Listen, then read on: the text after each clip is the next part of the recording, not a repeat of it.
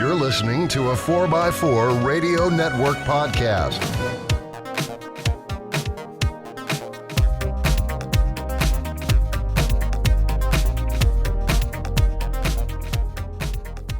Hey, Jeeples. Welcome to another episode of On the Trail with Kevin and Scott. I'm Kevin, the engineer, the tech guy, the one who reads the instructions, uses the right tools most of the time, and follows those directions. And I'm Scott. I'm the welcome to another episode of On the Trail podcast because I forgot to hit record. So if you're a monthly Patreon with us, you probably just saw me make a really bad boo-boo because I forgot to go boop on a very important boop button. I got the other boops done on the cameras, but now I'm boop on the proper recording. So I'm really booping myself pretty hard over here. So with that note, while we will share what works for us, especially not hitting the boop button to record, i.e. what didn't, it's really up to you to choose what you want to do with your Jeep. As always, we ask you to do your research, read the instructions, and of course, follow them. Oh, yeah. That's what they're there for. I didn't even read that instructions. I am totally off my rocker and now completely flustered. Well, nobody's so bad that they can't be a bad example. I'm good at that. All right. So saying what we've actually already said once, but you guys don't know that, so we're going to say it again. Unless you're a Patreon. In which case this will be the third time you've heard this. Having redisposed of the beast, our intrepid heroes. So anyways, guys, it is Friday the 30th. The 30th. And we are located in Central Florida in near the lovely city of Tampa. Yes. One of those wheeling spots where, you can go play in the sand. And if you don't want to do that, you can go play in the sand. Yeah, go play in the sand or go play in the sand. Or if you want to destroy your Jeep, you can go play in the water. But it's salt water. Yeah, you'll hear your Jeep rusting as you drive home, and you might not make it before the seats fall out. Exactly. But, that's kind of what it is. We do have a couple of nice parks, in all fairness, and a couple of wildlife areas with a few sandy, slippery areas. But still, the point is we're here in western Florida, and off on our eastern coast is Dorian. Yeah, they're battening down the hatches. They are. And he's lingering. He's slowing down, and he's deciding where he wants to go. Yeah. And meanwhile, he's sucking up that hot South Atlantic water and revving up his engines. I'm sitting there listening. Dorian's effectively in the left-hand lane on his cell phone, driving as slow as he wants to, while the rest of us are like, hurry up, please. Running. I just hope this doesn't become another Hurricane Elena. Yeah. That sat out there in the Gulf and spun for 3 days. Happy birthday, Scott. You're in a shelter. Which reminds me, tomorrow is co-host Scott's birthday. Yes, I will be this many times 4 and 3 others. As I tell many people, it's his anniversary of his natal event. Because he doesn't remember, but I guarantee you his mom does. On. I did not need to see that. That's a naval bombardment.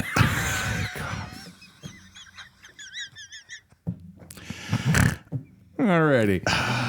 So, guys, we're a little off the rails today because, honestly, we're trying to get through the fact that we can't find a loaf of bread or a gallon of gas or a gallon of water in a 3-mile radius. Yeah, it's pretty bad. People here, we're days away from the event, and as soon as you say the H word, people go a little bonkers here. Yeah, they buy lots of alcohol, bread. And we laugh because it's like, how many of those loaves of bread just mildew? Because I understand wanting to be well stocked.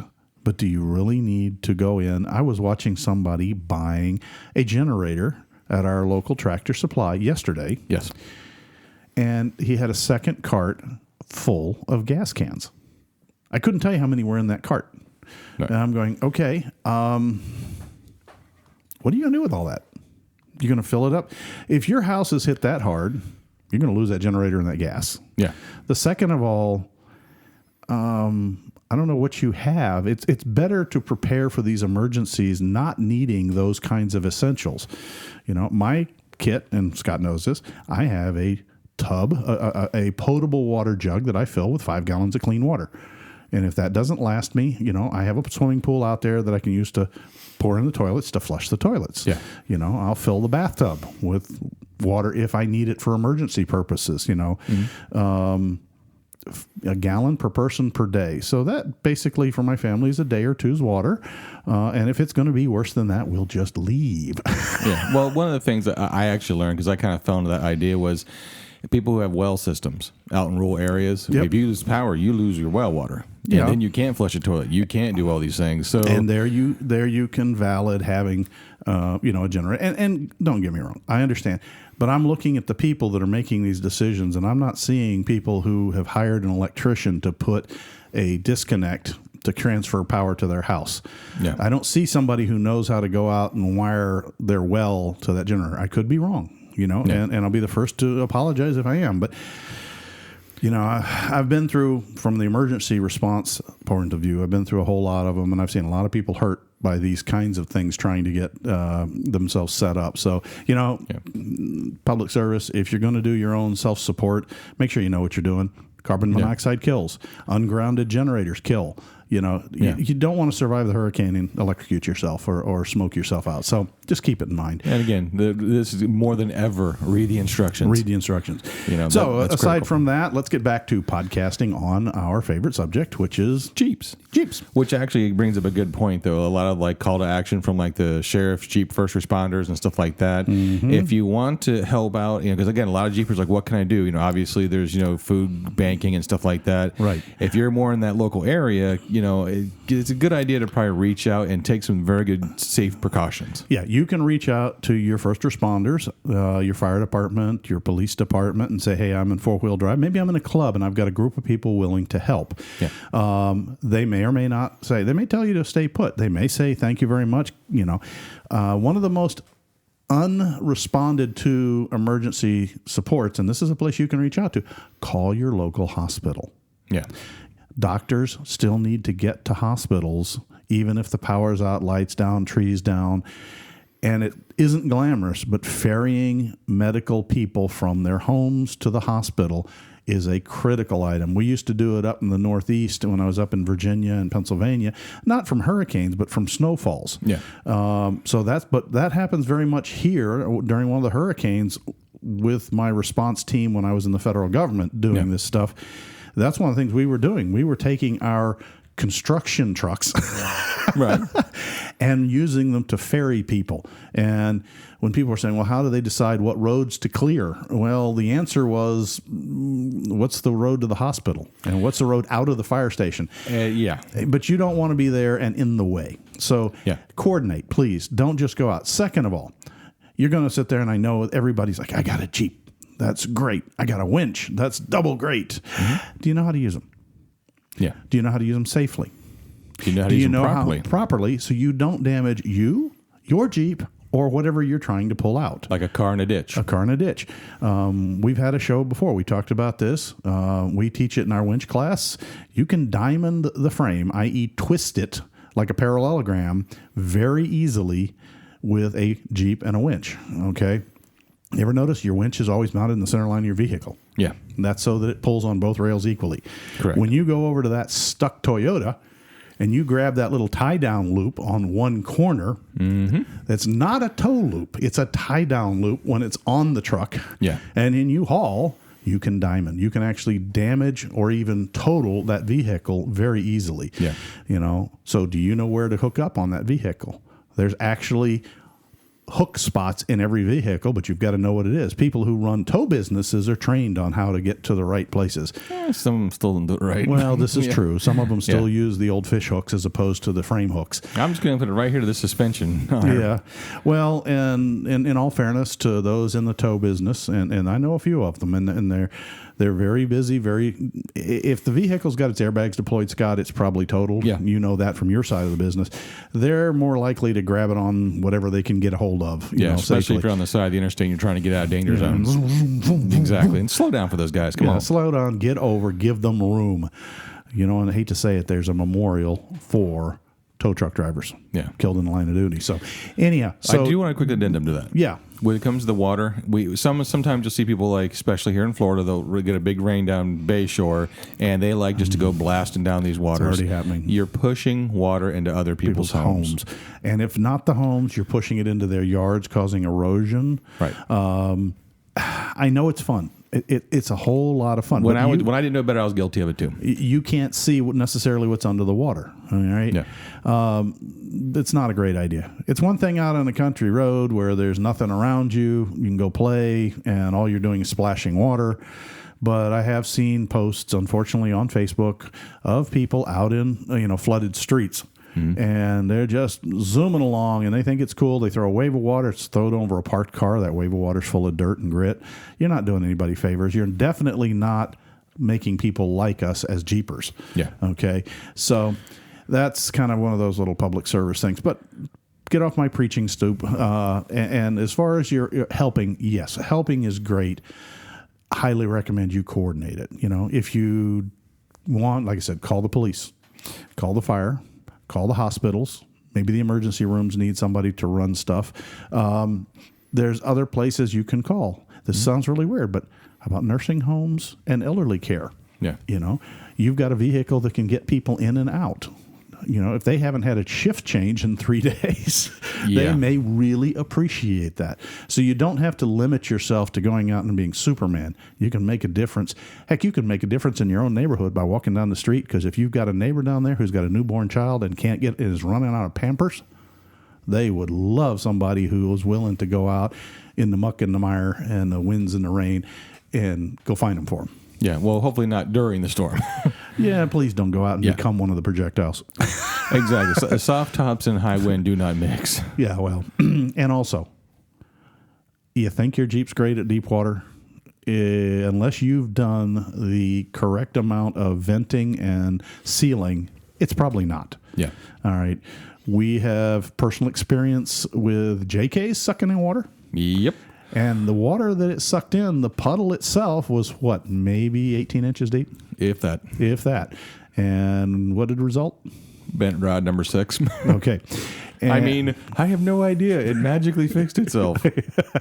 So understand that you can do damage, And even if you have a snorkel, that doesn't mean that your vents for your axles and your transfer case and your transmission are sealed. Your ignition system is sealed. Your ECM should be sealed, but, questions. So think about that. A Jeep is not a swamp buggy, but a swamp buggy can be a Jeep. Yeah. So keep that in mind before you play or cross deep water. And then, of course, is the old adage, the water's still, be careful. Yeah. Still water runs deep, and that's because when it's deep, you don't see motion.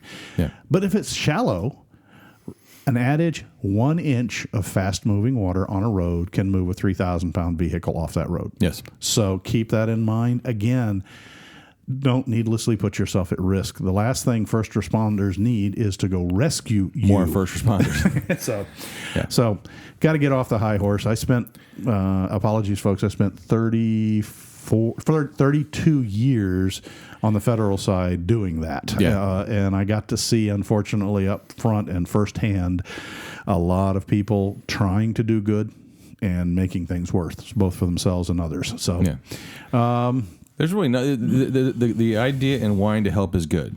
Fantastic. You gotta go. You gotta go about it the smart way. And I know that seems kind of like, but again, they have their hands full. They don't need to go rescue more people. Correct. And like I said, the biggest thank yous I got was helping, like I said, hospitals, emergency centers, retirement homes, nursing homes, people who been on shift and maybe couldn't get out, maybe needed water desperately.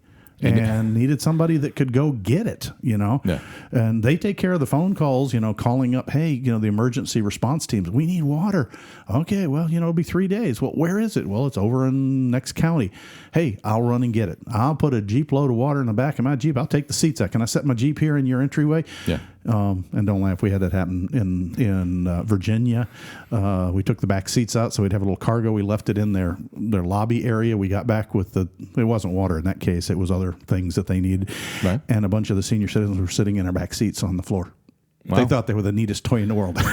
Well, one of the things too is like with my wife, again, first responders and in hospitals and call centers, I've actually showed up unannounced to my wife's work and say, hey, the KFC down the street's open. You guys hungry? What do you want? And they all said, they handed me cash saying, hey, please go get this. Okay, go get me this. Go get me. Okay, cool. Because they don't get a chance, especially when you activate the A and B and C teams, they don't get a chance to go out and grab food. Right. And you'll get all of the hugs and the thank yous you could ever want as a responder. No, it's not as dramatic as hanging on the side of the cliff with your winch cable out, pulling the school bus full of screaming kids back in. Wow. I watched too many movies like that. No, but anyway. But it's probably more important. Yeah. So, with that, shall we move on to other subjects? Sure. Do we have any other subjects? I don't know. This is kind of like all Wabbajaw. I have no idea. What the heck is that? I was trying to think. Oh my goodness. I have no idea, Scott. I have no idea either. But anyways, so first off, I was going to say, other than that, we have been playing some quasi Jeep repairs. Oh yeah. The tales from the trail, if you will. Yes, tales from the trail. Well, again, if we said this already once, then we kind of jumped into it. We kind of said it on the first time we recorded this. So, again, sorry for those if we did it again. But we crossed a milestone with our downloads. Yes, we did. And a rather large milestone. And it's thank you to all your listeners and everything else. We've been garnishing a lot of attention lately. Yeah, we have. That's you guys. And it's all you guys. And to the point, to give you an idea how important that was, we got invited to Cox Media for an interview and to talk with some of their folks. Excuse me, got a frog in my throat. Yeah, it's running away from the rain. Now we're considering it, but the truth is, this is your show. Yeah, and more than it's even ours. And we're not really sure that we want to, hand over the controls or even we're not sure that's the direction we want to take. We're much more happy for the moment. We're making ends meet. It's a little snug, but we're kind of squeaking through. And we'd rather keep the topics going with what you guys send us, and I mean that seriously. I spend a fair amount of time on emails now to people, and we'll talk about that in the garage segment. And yes, they almost do qualify for college credit. I knew you were going to grab that. Yes, one. I would. So with that, there's some really cool stuff also happening behind the scenes. So if you want to be a part of being on the ground floor of some stuff, we started our first tier with Patreons. We're thinking about setting another tier, and it's gonna be a limited amount of spots. Yep. And so your chance to come in and help fund the show and keep it to where you guys don't hear a spot from someplace you don't want us to. We want to keep everything listener funded. I don't want to have to be going, and remember, buy this from this person because it's great stuff. Yeah, exactly. So I want to be honest with you guys. If it worked for me, I'll let you know. If it didn't, I want to let you know. Yeah. There's nothing wrong with everyone going, ha, ha, but don't poke the bear. Let's trust not me, poke don't the poke the bear. But it was actually a great, I guess, honor. I mean, to walk into a production studio where they have 5 channels being produced there of audio content, and our logo was on their front screen. Yeah, I was like, they act like we're somebody. Yeah, exactly. It was cool. It was kind of humbling, but again, we could go off on tangents for an hour, but it was a great idea. But right now we're just kind of Chris. Thank you, Chris. If you listen to this show, I can't tell you how much we joke about it, but that was awesome, and thanks for the honor. Yeah, very much so. So, shifting gears to something else, a little bit of a teaser. I guess to now is as good as any is to talk about it. Sure. We had another big thing coming up here that someone forgot to put their phone on vibrate. No, it's going to ding anyway. Oh.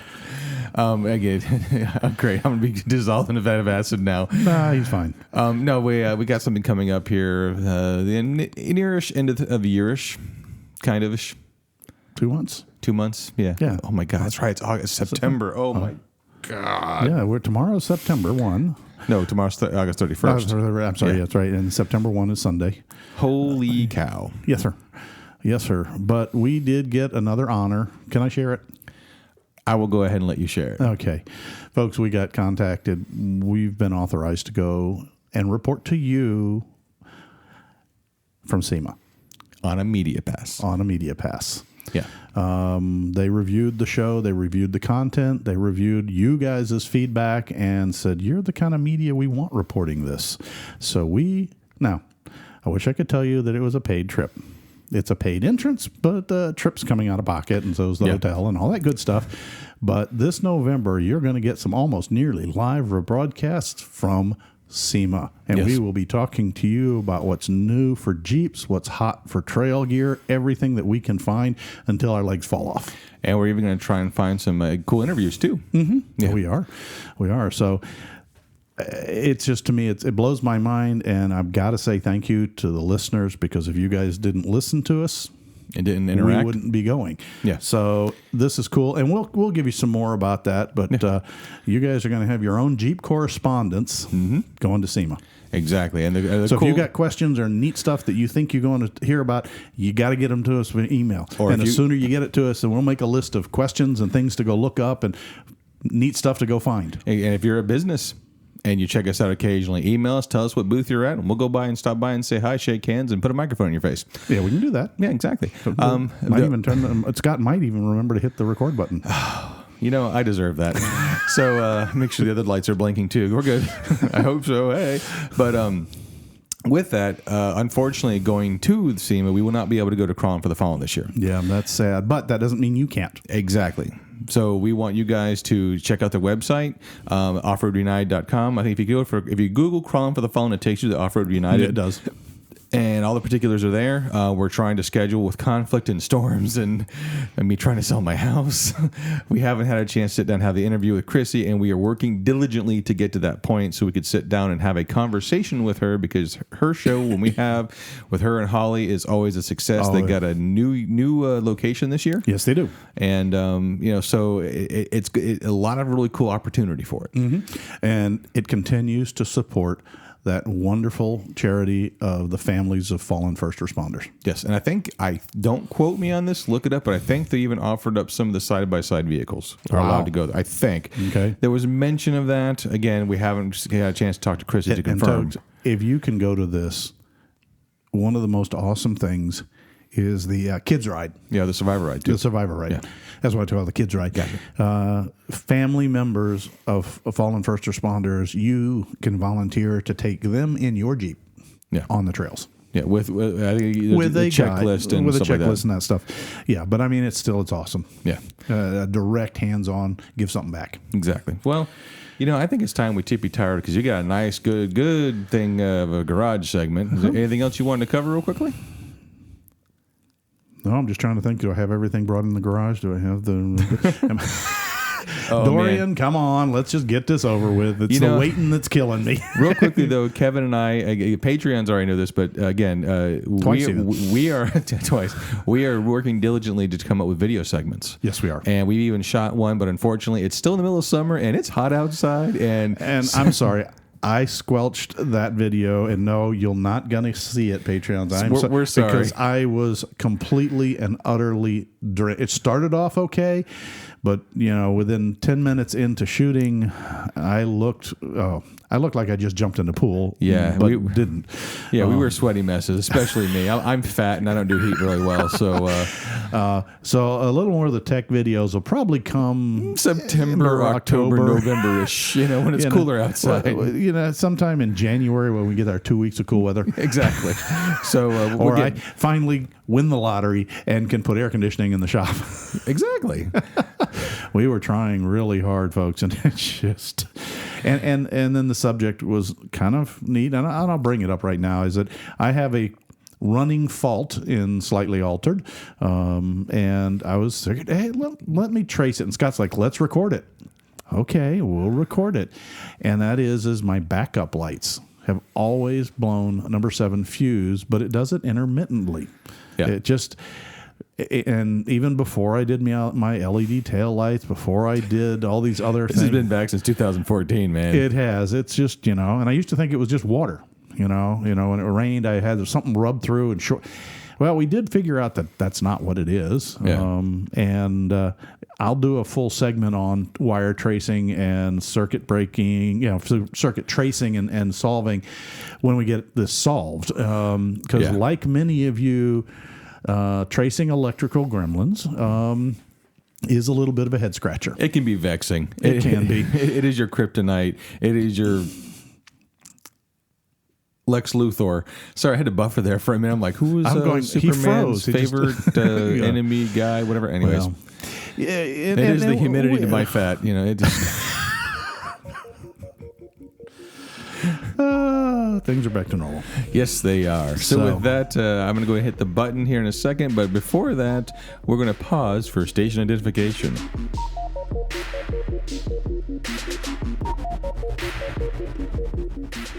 Hey guys, it's Scott from the On the Trail podcast with Kevin and Scott. This time I made sure to not stop hitting record so we can go ahead and tell you to remember to check out all the cool shows on the 4x4 Radio Network, up to including Tony at the Jeep Talk Show, Center Steer Podcast, the 4x4 Podcast, and Trail Chasers. If I missed one, Tony, I'm sorry. Send me the email and I'll make sure to fix it. With that, though, we're going to tippy tire back into the garage because I have the new fresh clicker. I put his batteries in backwards. That should be funny to watch later. Moving on. With that, here we go.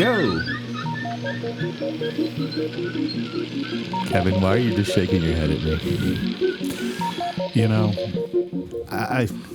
it'd be nice if you'd actually pre-brief me on these, but are you upset because your clicker doesn't work? No, I know how to turn batteries around. Darn, he heard me. All right, which one of you listeners told on me? They're screaming out through the counter or the camera. He switched the batteries around. No. Yeah, well, you know, that's why I wear bows. They're good.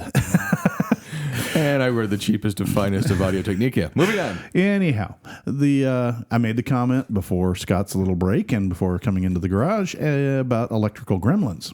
Yes. And we are going to actually talk not about my electrical gremlin, but about a common one that Eugenio, and I hope that's how you pronounce it, sir, did send me an email. We actually had a little bit of a conversation. It started with Scott, Scott, real quick. Hey, I tried, man. I tried. Parts. There's problem. Kevin? Yours.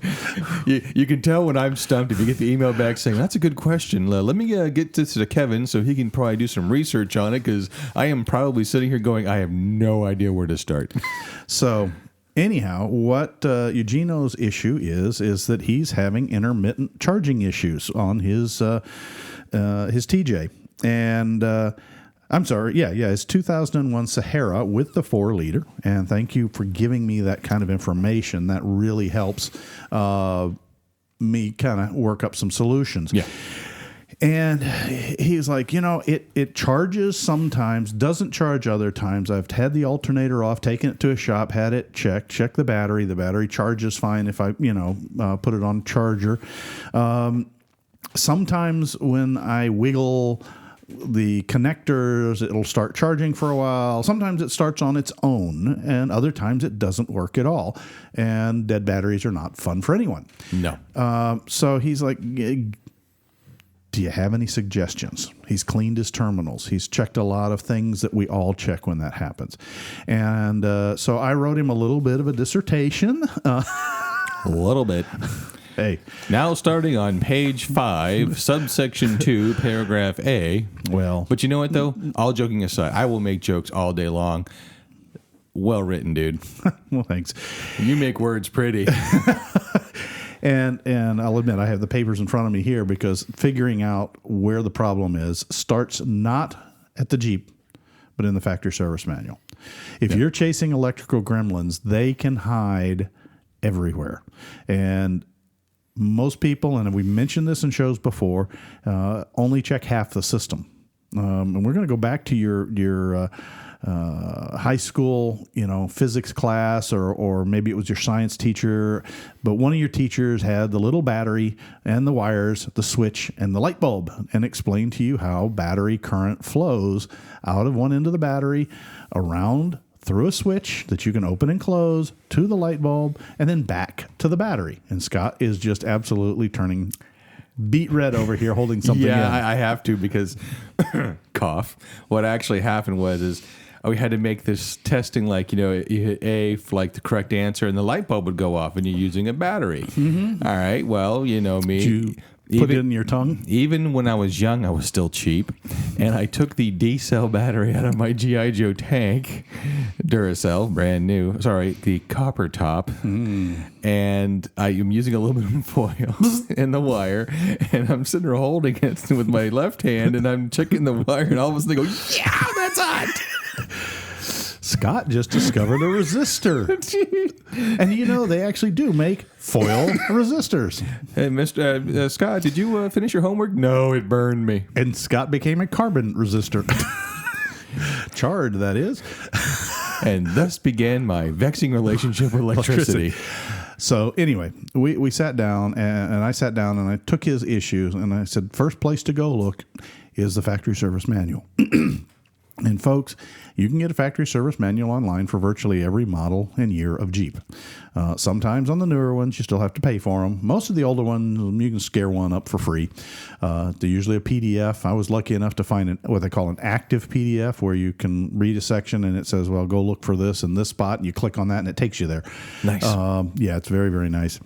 And why do I do that? Well, the answer is I'm looking to see how the circuit works, because the factory service manual shows you everything from battery plus to earth minus, which is battery minus. Right. And it tells you how it's supposed to be connected and how it should operate. And you've got little line drawings that explain that. The charging circuit on our Jeeps can be a little confusing, because you're like, well, there's not that many wires. There's a little square plug with two wires that plugs into the side, and then there's the one big red one that goes on the bolt that goes to the battery in the back. And so what can go wrong? Well, It's a Jeep. it's a Jeep. Well, the answer is you have to understand that in that alternator is a generator. Okay, it's actually an alternating current generator. Ooh. Yes, And somewhere in there may even be a rectifier. there is a rectifier in there. Very good. I wish you guys could see this. He's over here doing the little knuckle Cabbage patch, dance. I think. Whatever they call it. At least I'm not doing the fanciful unicorn. I mean, this is not doing that. Boy, talk about derailing a subject. Rectifier, generator, alternator, charge windings, things go bang. So the way they work, your alternator works, is you have windings around a central core. That core is spinning by the motor, then the belt. Windings is the copper bits, right? Yeah, they're the bits. Okay. And when you induce current, i.e. put electricity into the coil, this is the weird thing. You have to put some energy into the thing for the magnetic field to be created, for then the spinning element, which has windings of its own, can kind of take that and build on it and bump it up and generate 14, 15, 30 volts, all kinds of things. From that... Mosquito, keep going. Yes, he's catching mosquitoes or gnats. So you have to control. That's how the alternator is controlled, is by adjusting the field current and voltage. That's done by your PCM module. That's what I was getting ready to ask you. Is it a situation involving the regulator? Because I know old school, you had the little blocks with the three wires, a regular that sit in the firewall. And that controlled the outer windings based upon feedback from the battery. Right. That was an independent system. Okay. But in our Jeeps, most of the more modern ones that have that 2-pin connector on the side of the case use an external feed to control the voltage and current, which is the amperage, out of the alternator. And that is done far more precisely by the PCM, which can measure the battery voltage. And as soon as it drops below a certain level, it goes into a certain level of trickle charge. It gets a little lower, it'll go into a float charge. And if it goes a little bit lower, it goes into bulk charge, which is when you see your voltmeter peg at 14 points. Something smells like it's burning. So now, all right, I have to look at the fact that if we're not charging, but the alternator tests fine, because all they do when they take it in and test it is they put a belt on it, they spin it. They actually put 12 full volts on the field and see what they get out. And if they get 14 plus volts out, yeah, it's working. And it is, as long as it's coming out as DC and not AC. The rectifier simply turns the AC that's actually generated by the alternator spinning into direct current, which is plus and minus for your battery. So now, so am I not getting control current? If I am getting control current, it should be working. If I was to actually provide the pen with the correct current directly from the battery, it would be running at full bore. So do I have a PCM problem? Well, he got no error codes. He didn't at least tell me about any error codes. So I'm like, that's probably not highly likely. But, it's nothing in the wiring, because when you look at the service manual, it says, okay, battery feeds to the fuse box behind the dash, pin 7. Pin 7 is fuse 7. Okay, it comes out of, not fuse 7, I'm sorry. He's got to be dead on with this, guys. Whatever, well, it doesn't matter. Whatever the fuse is, it comes out of that. It goes to the ASD relay. Now, this is critical. Under your dash in your PDU, power distribution unit, that's your fuse box, relay box under the hood. I don't know about your Jeep, but my Jeep, it's over on the passenger side, just in front of the ECM on the wheel well. Right. And in there's a relay, and it says, it's just marked ASD. And that's short for all systems disable. And that relay's working if anything in your Jeep is working. Yeah. Because that is what the key turns on, and that turns on everything. If the ASD relay's done, nothing works. It's actually a quick and dirty theft deterrent, as you can pull the ASD relay and hide it. And also pull your fog lamp relay, because it's the same relay. Yeah, well, but, so we know because his Jeep was running, his ASD is good. It's got current from the key. So, you haven't even touched the Jeep, and you can start to diagnose these things. So I'm still sitting there going, okay, what are some of my sources of not getting PCM voltage to the regulator, to the field current? There's nothing on the wiring diagram between the pin out on the PCM and that plug. All right. So now I sit there and go, okay, where can I do that? Why is that not kicking over? Two things come to mind. I could have a bad wire or connection. Right. Or a bad ground. Because remember about that light bulb? You got your switch. Well, the PCM's acting as that switch, kind of a variable switch. Yeah. Okay. The light bulb is essentially the field on the generator. But what about the black wire that comes out of the light bulb back to the back end of the battery? Yeah. That's the one we never check. And that could be the alternator's not grounded well. That could be the engine isn't grounded well, because the engine itself is the wire on the negative, on the negative side back to the battery. How about the ECM is grounded to the firewall? How's the ground between the battery and the ECM? I don't think that's bad, because he's not throwing codes. But how about that little silver foil wire or woven wire that goes from the firewall to the top of the engine on the 4-liter? That's the ground path from the engine block where the alternator's bolted to the firewall to the ECM. All of these connections are supposed to be complete. All of these connections should test, and I'll talk about how to test it, at 5 ohms or less of resistance.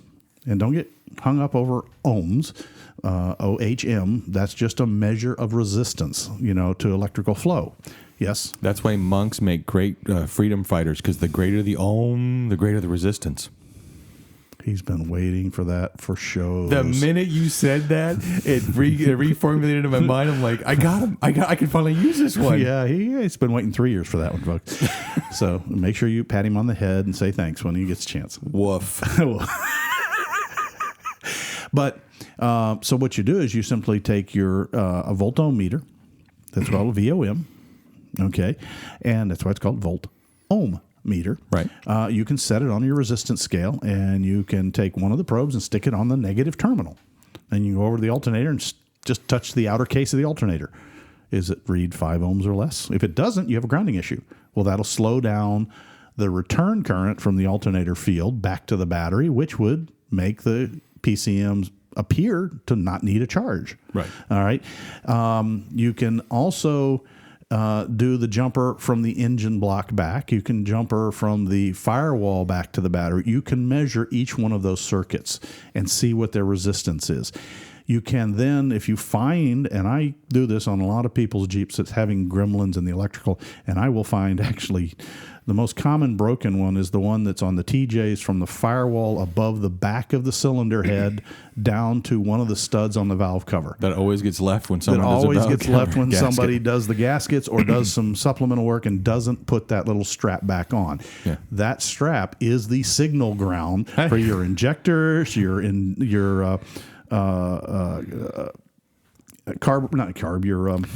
throttle body assembly, for your alternator, and they leave that wire off, and then they wonder why things get glitchy. Well, because they're leaving it off because it makes it faster. Yeah, sure. We'll go with that. I got less parts. I made it faster.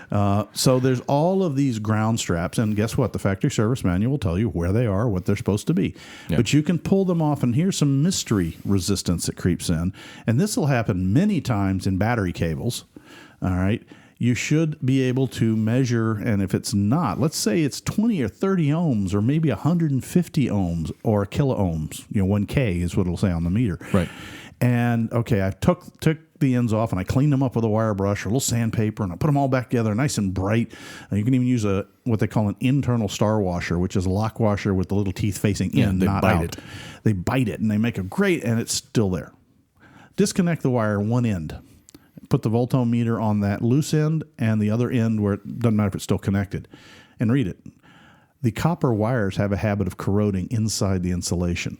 They turn green. And I've done it. Scott, you cut it open and it's all of a sudden it just crumbles green inside. Yeah. And that thing is no longer a wire. That's just a large resistor. Moisture intrusion. Like if you sunk your Jeep, if you get it wet a lot, that actually happens so many times. New cars, I've seen that happen to where they being topical, ran through floodwaters. Yep. And they come back with inner wire corrosion. We call it inner insulation corrosion. But all it takes is a VOM, and not even a expensive one, a cheapie. As long as it's got that little setting for resistance, the little line with a zigzaggy between it and it'll say ohms and you can check all that. And Chrysler tells you point blank, resistance from any 2 points in the entire vehicle should be 5 ohms or less. Yeah. And I like to go for 1. And it's not just a fluke when you look for things like that. No. Fluke's a brand, by the way. Fluke is my meter brand. That one I've been holding on to for 2 days. Yeah, you have. Quick question. Yes. Because I know it's going to be an email. When we finally do get the video, maybe we can do it in here so we're in the air conditioning. Mm-hmm. Can you learn us, including myself, how to use a fluke meter? I can now. Or any VOM. I actually have some cheap ones also that I keep. I got a cheap one too. Yeah, a little cheapy throwaway one that you buy at the local M-Mart. It's like $9.95 kind of. Yeah. And again, they're not perfect, but they'll give you an idea what you're working with. Yes. They'll help you troubleshoot. They really will. So what it boils down to is if you're not throwing a code on the PCM, it's probably in the field actuation voltage that's triggering the charging field. And if the PCM is behaving, it's probably putting out that request. But a PCM can't pump a lot of amperage. No. All right, we've talked about that before. Your PCM is a mini computer, MINI, and it can only do milliamps of power. That's the electrical force, not the voltage, which is the electrical pressure. And so with the milliamps, a 30 ohm resistance is like sandbags, it's a lot of pressure. It backs up a lot of the current flow and will actually cause the symptoms as if you're not sending the current. Same thing can happen on the ground side, and that's probably where a lot of people see that is, or don't see it, I guess is the real truth, is you don't see it, is you've lost your grounds. There's a dirty trick you can do. I don't recommend it to most people unless you're really conversant at what you're doing, because it has the potential, if you have a really bad ground and you do this trick, you can dump a lot of current real quick and cause an arc fire. But you can do a battery cable to a clean spot on your engine block, just the one quick cable, the black one, to like the strut your alternator's mounted on. Make sure it doesn't hit anything and make sure the spot's clean, and put that on your negative terminal and see if the problem goes away, because you're creating a good ground. Yeah. Don't just do a small wire, or like Scott's little incident, you kind of get that because the battery has the potential on the ground to dump. let's see, what's your CCA? 800 cold cranking amps. You want to take a wire that's going to take it, be able to take that condition. Yep. One thing too, again, rewinding a second about the volt ohm meters. It's again, a lot of us sometimes, maybe in our own trail bag, are very guilty of this, and this is the way I've been explained. I got a test light. See, I'm getting a light. That means I'm getting power. Or you hear the click of the relay. I'm getting power. Think of a water hose. You can kink the hose and drip still comes out, and see, I still have power. But how much power you getting? You still have water, but you don't have enough flow to do anything with. Exactly. So it's a very good analogy. So yes, you have a tester light. So yes, I'm getting power. A tester not's the same. Are you getting 12 volts when you need 14? Yeah. I know that sounds crazy, but again, we're working in milliamps with a computer. And there's a difference between amps and voltage. Okay, you can get 12 volts, but only get 2 milliamps, which isn't enough to do any work with. And that's why when your battery goes dead, you still have a dome light, you still have the radio, you might even have headlamps. You're like, my battery's not dead. All that still works. Yeah, try and start it with all that on. Yeah, and you realize that you just don't have. You have the voltage, but you don't have the amperage. Right. So that's why voltmeters are a good thing to educate yourself on and learn how to use. And so, my answer to Eugenio is that, number one, check your grounds. That's always for me, almost from day one. Check my grounds. That should be part of your routine maintenance. It really should, and I have done that on Slightly Altered, and I did it after I did my head swap. And that's when I discovered that my friends that were helping me, one of them had actually left that strap off. Not me this time. No, it wasn't you. And that's okay. I blame myself because it's my job as my Jeep to do the follow-up quality control. See previous shows about whiteboards. And I kept having strange responses out of my injectors and my throttle body. My idle air controller was acting up. And, I fell in the same trap as everybody else. I went out and ordered a new idle air controller, and I put a brand new unit on, and I still had issues with surging idle. Yeah. And I was like, what the heck? Because, you're sitting there and you just like, no, you're not supposed to do this. I just spent money on you. You're not. Please, no. Please, no. And the only reason I noticed it was I was kind of sitting there banging my head, and I actually saw the strap wind over. Just dangling. And then I did something really dumb. Oh, this should be good. This was really dumb of me. Luckily, I wasn't hurt, and nobody else was, but I reached over and said, dang it, and grabbed it and went to ground it with the engine running. Spark! What did we learn? Turn it off before you mess with the wires. And it didn't hurt me, but it did startle me, to say the least. When you're stretched out, because this is at the back of a mile-long 6-cylinder engine. Yeah. And you're reaching over, and there's the stud, and the bolt was on the stud. It's one of those weird bolt that holds the valve covers on. That's a bolt, but it's got another bolt sticking out of its head, so you can screw a nut down on top of that. Yeah. And it was on there. So I unscrewed that, and I reached over, grabbed a wire, and went to slide it on, and spark. Oh, crap.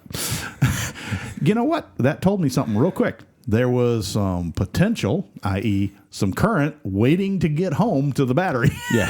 And it didn't want to wait for me to put the nut on. It's funny how long you talk about the valve cover gasket. Yeah. When we were redoing and honing and boring out the cylinders of my Comanche, my dad goes, pop the hood and take a look at the flight deck. I'm like, what?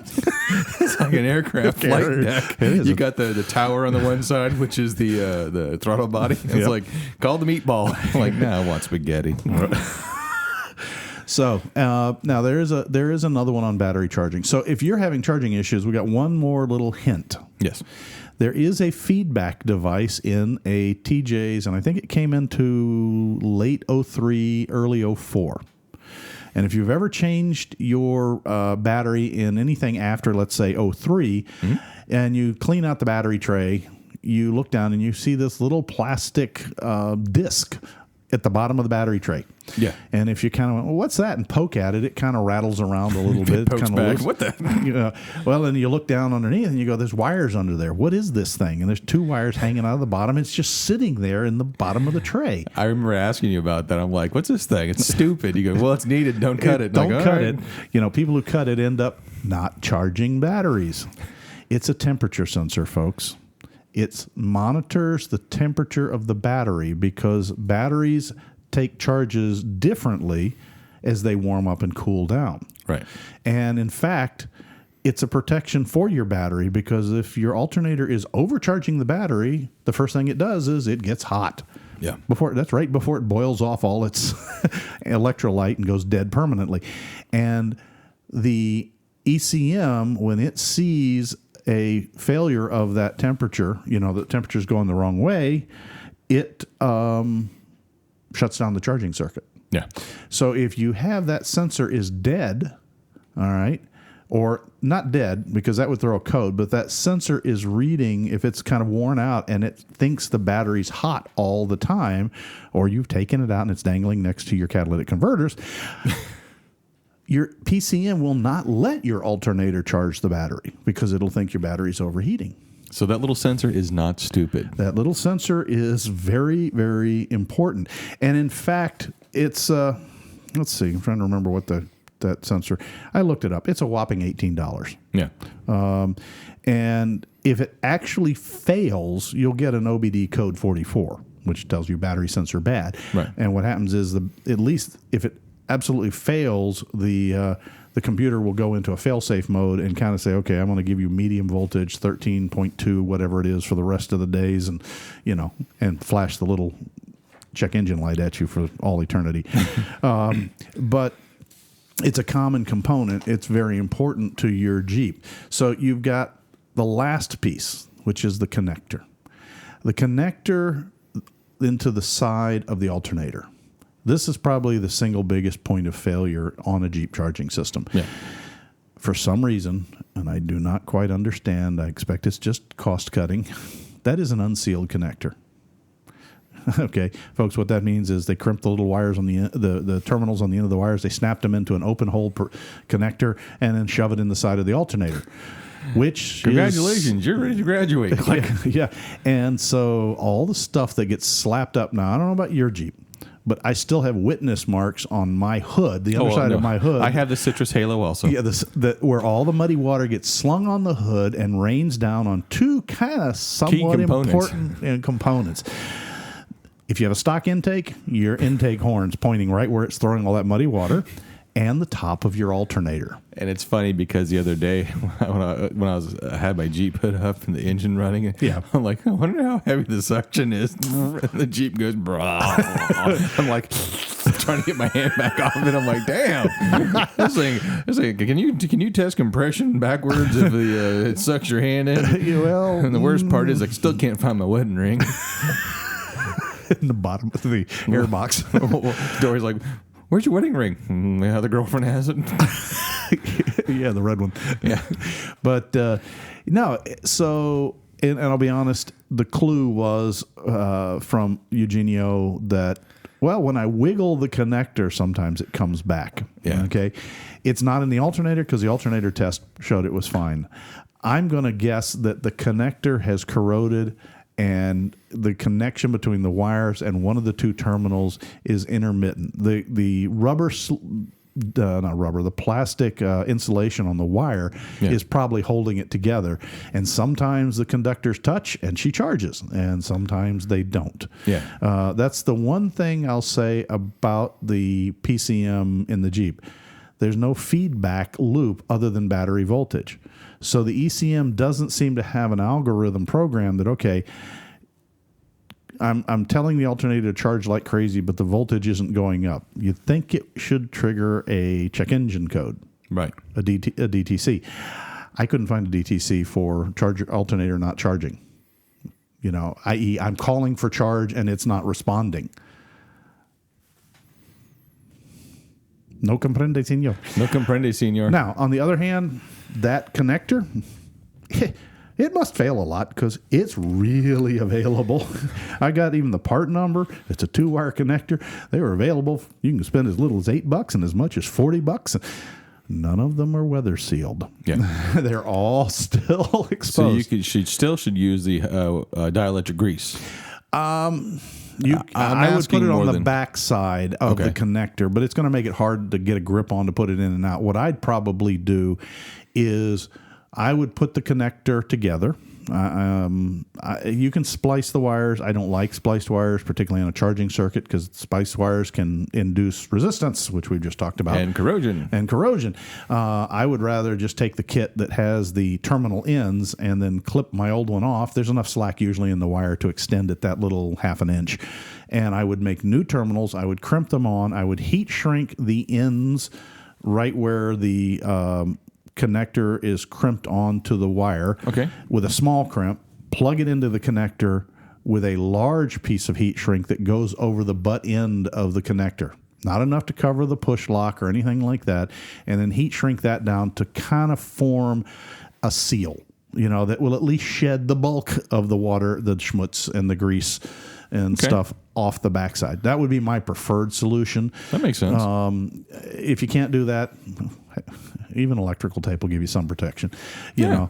But it gets pretty hot up there. Electrical tape usually turns into that gooey, slimy mess. But heat shrink, on the other hand, gets hotter and it shrinks more. So it just gets tighter and snugger and kind of like you in never mind.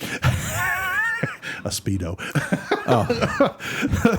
I do have to go from the extra large wetsuit to a double extra large wetsuit. Yeah, well, but too many visuals. I like the way it hugs my body. I was thinking more along the line that you unzip and it kind of goes, kind of like the popping fresh dough canisters when you open them and they go, poof. Oh my God. That's hurtful. You proud of yourself? Hurting me like this. We're going to get another email. You know what it's going to say? Scott, shut up. Let Kevin talk his tech stuff. So the sad thing is I'm no better. But I don't get into wetsuits. Well, there was that one time. No, there wasn't. Yeah, I've seen the pictures. Barbados, 98. I've never been to Barbados, so keep trying. But I would replace the ends of the connectors and give it a check. And therefore, that also talks about how, yes, this does qualify for college credit. Yeah, unfortunately it does, because electricity, and this is the thing I think that vexes most people, is you can't see it. Yeah. You really... It's not tangible. It's not like a water pump where you can see it leaking. Yeah, and or an oil leak out of a rear main seal where you can kind of go, that's where the drip's coming from. That must be what's...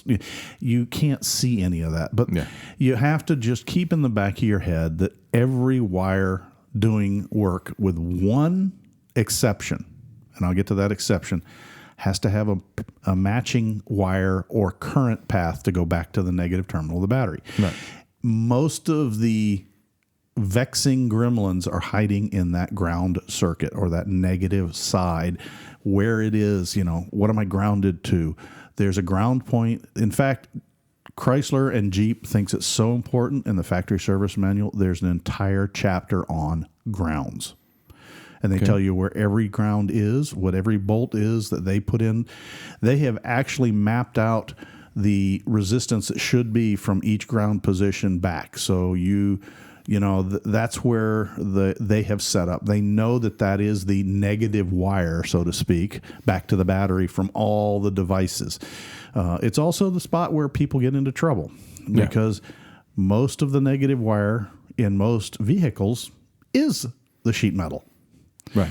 So when you think you're hooking into a negative wire for that awesome subwoofer assembly and thumping bass, or those rock lights, or those little halos or underglows, and for some reason when you turn them on, the stereo comes on. Yeah. Okay, that's because that really wasn't a ground wire. That was a wire to the ground, and it's now shunting current and turning the device back on. Yeah. You've just jumpered the switch and are feeding another device through your device. And while that's very energy efficient to daisy chains items, it does tend to kind of raise the amperage load, blow fuses, and melt wires. And catches fires. So anyway, I do hope that is a little enlightening on your charging, particularly to Eugenio. I hope you give us some feedback on what you discovered.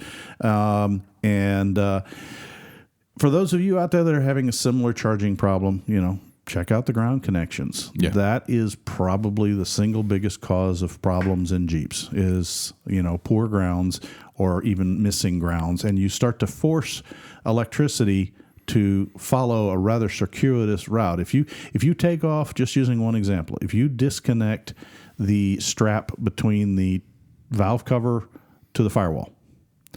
All right. Now, anything that's coming from your injectors, your throttle bodies, your idle air control motors, your temperature sensors that are grounded, your gauges, instead of going straight through the iron block, up a bolt, and into the body panel, which is actually a very big wire, really, really big wire, so it carries a lot of current, straight over to a strap that's all of maybe 2 feet away into the negative terminal. You're now pushing it down. Gee, it can't go through the head exactly because there's a gasket that's not necessarily fully metal all the way through. So it's got to go find those head bolts and then has to travel down through the head bolts into the block, then out the block and go circuitous over to the ground strap to the motor. You did remember to reinstall the ground strap from the motor to the battery, didn't you? Sure. If not, we've got to find a bolt or a washer that goes into your motor. Oh, gee, they're rubber. So let's see. Is there a current path that takes me from the motor? Well, I can go through the transmission to the transmit. Oh, no, the transmission's on rubber. The exhaust. The exhaust is on rubber. The exhaust is on rubber. Starting to get a picture here, folks? Yeah. All right. Grounding is critical. Grounding is the gremlin. Yeah. Kind of mnemonic since they both start with a G. I just want to do the Bugs Bunny, the little guy with the plane wings, you know? Yes. Hey, I waited Go ahead. 58 minutes to do that. All right. So anyway, I hope if you guys have questions about those kinds of things, about electrical things, go ahead and email us. I'll do my best to try and give you some hints in the right direction. Yeah. Unfortunately, wherever you are is not where I am. I can't necessarily solve it for you, but I might be able to give you something to look at. Yeah, and get you in the right direction. Yes, sir. I think that's more than enough time beating around electrical gremlins. Yes. They beat us up yesterday trying to get mine fixed, and now I've just returned the favor to them. So thank you for your patience, everyone. That's the funniest thing. We spend all this time chasing the gremlin. We go for a drive. He backs into his driveway, and boop, the lights don't work. I'm like, we he's did it going to be all. so We mad. shot the video. We turned them on. We had them laying there, and everything's working. And actually, folks, in all fairness, and we'll go into the detail, I did find the culprit. Well, we want to make sure we got the culprit from a vexing issue. Yeah, we do. It's, after almost 4 years of popping 10 amp fuses, I start to have them delivered in bulk from Amazon, 144 at a time. I was going to say, I just put a 20 in there. Do not do that. Do not do that. Do not do that. No. Not even for a second. Nope. Yeah. So, Jeep and actually Chrysler with this particular transmission has some interesting wiring paths. Yeah, We'll literally. say it that way. Like back to the ground thing again. Yeah. 90% of the JK, and I was guilty of it when I had the dash lights on Dory's Jeep. Scott, you check your ground. We talked about this on the show. Nope, my terminal was loose. So always check your grounds first. Mm-hmm. And like I said, the best thing in the world is to do your research. I mean, folks, yeah. I cannot go over how useful it is to have a factory service manual. Yeah. And then the electronic version is really nice because you can use the PDF search functions for stuff. But it's organized surprisingly logically, and maybe we'll do a discussion over some of the factory service manual, how to use one effectively, because it'll tell you everything. You want to know how to take off a dome light screw? It's in there. You don't just use an impact gun? No. Quick no, and even to the point of Scott, and this one kind of raised his eyebrows, is that I'm sitting here looking at the connector that plugs into the electronics of the 4-speed transmission automatic on my Jeep. Yeah. And you're looking at a little square thing with a bunch of greasy holes in it where electrical pins stuff in. And I walk over and I go, well, that's the one to the backup lights. And he goes, what? And I go over to the service manual. There's a section called connectors. You go down and you go transmission, range selector, and it gives you pin by pin what the wire is, what the function is, what the color of the wire is. Yep. And how many milliamps. And or millivolts, whatever. And I walked over with a power probe and I stuck the power probe in and I said, check out the tail lights. And he said, yeah. Click. You have backup lights. Click. Okay. You don't have backup lights. Yeah. And I said, that's what the service manual does for you. Yeah. And it's better than what I do at work. I look at the connector online and go, okay, 1, 2, Earnhardt, 4, 5. Okay, that's going to be your power wire.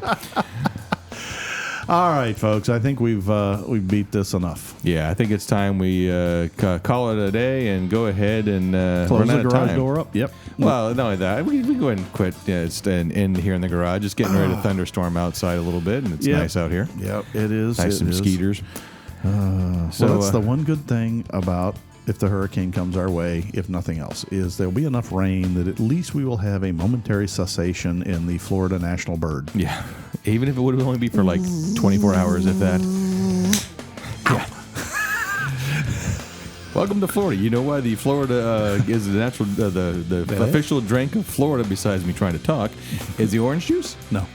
Well, it goes in correlation with our bird, the mosquito, because don't you normally get orange juice after you donate blood? Yeah, exactly. I done just made that up in my noggin. You did, huh? I did. Okay. Well, folks, on that little note, I think we've definitely run out of time. And jokes. So enough talk. Let's lock hubs, put the Jeep in 4-low, and hit the trail. And thanks for spending time with us. And as always, wheel legal. Tread lightly. And plus, take nothing but pictures, memories, and your trash when you leave the trail. And be sure to check in on our next podcast of On the Trail with Kevin and Scott. And for all those people, for listeners in Florida, please stay safe. Please stay safe. And hopefully in 2 weeks we'll be back. Yes. Maybe a little damp, but we'll see how it goes, or a little wind blown. But we should be back in 2 weeks. Hopefully I don't have to ride the exercise bike for the generator to make the power to make the show. Bye now. Bye. Proceeding has been provided for entertainment only. Proper service and repair procedures are vital to the safe, reliable operation of all motor vehicles, as well as personal safety of those performing those repairs. Standard safety procedures and precaution, including the use of safety goggles and proper tools and equipment, should be followed at all times to eliminate the possibility of personal injury or improper service which could damage the vehicle or compromise its safety. What he said. Thanks a lot for listening, guys. You guys have a great day. Bye.